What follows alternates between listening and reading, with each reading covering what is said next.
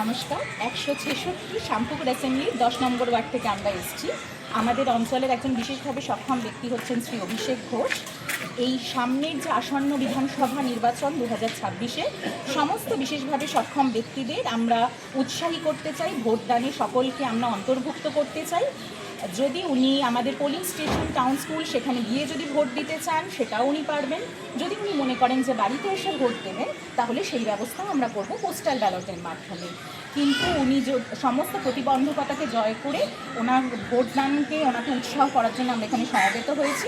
ওনার vote আমাদের কাছে একটি মাত্র হলেও আমাদের কাছে ভীষণ গুরুত্বপূর্ণ। ওনাকে এই ভোটদানে উৎসাহী করার জন্য ওনার জন্য আমরা সামান্য কিছু উপহার এনেছি। এটা আমাদের তরফ থেকে আপনার জন্য, আর আমাদের শুভেচ্ছা গ্রহণ করুন। ঠিক আছে, চলো একবার দেখে নিই। মোটামুটি দেখে নিন।